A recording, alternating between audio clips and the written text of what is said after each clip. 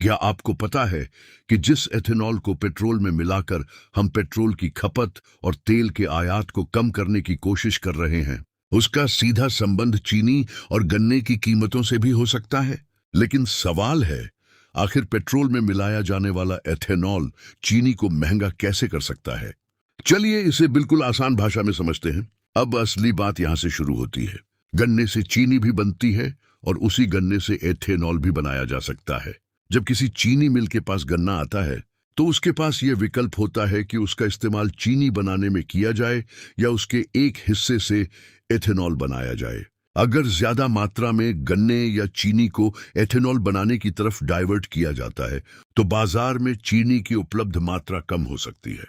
और अर्थशास्त्र का एक बहुत आसान नियम है, जब किसी चीज की सप्लाई कम होती है और मांग बनी रहती है तो उसकी कीमत बढ़ने का दबाव बनता है।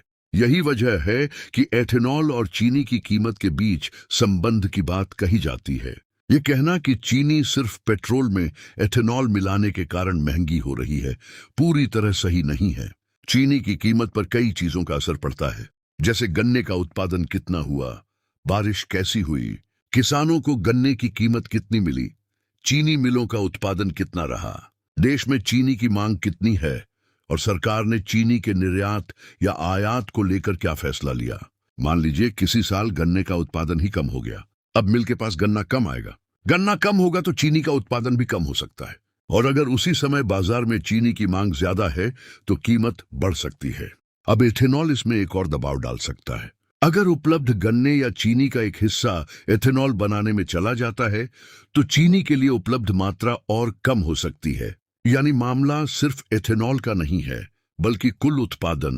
भारत बड़ी मात्रा में कच्चा तेल विदेशों से खरीदता है। अगर पेट्रोल में घरेलू स्तर पर तैयार एथेनॉल मिलाया जाता है तो पेट्रोल में इस्तेमाल होने वाले कुछ जीवाश्म ईंधन की जरूरत कम हो सकती है।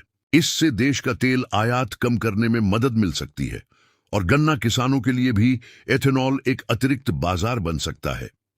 एक तरफ देश को एथेनॉल चाहिए ताकि तेल पर निर्भरता कम हो, दूसरी तरफ आम लोगों के लिए चीनी की पर्याप्त सप्लाई भी जरूरी है।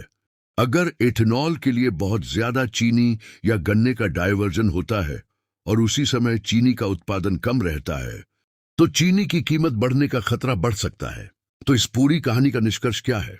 एथेनॉल चीनी की कीमत पर असर डाल सकता है, क्योंकि गन्ने और चीनी का एक हिस्सा एथेनॉल उत्पादन की ओर जा सकता है। लेकिन चीनी महंगी होने का अकेला कारण एथेनॉल नहीं है। मौसम, गन्ने का उत्पादन, चीनी की मांग, सरकारी नीतियां और बाजार में उपलब्ध स्टॉक, इन सभी का असर चीनी की कीमत पर पड़ता है। तो अगली बार जब आप पेट्रोल पंप पर E20 या एथेनॉल मिश्रित पेट्रोल देखें तो याद रखिए, इसका संबंध सिर्फ पेट्रोल से नहीं है।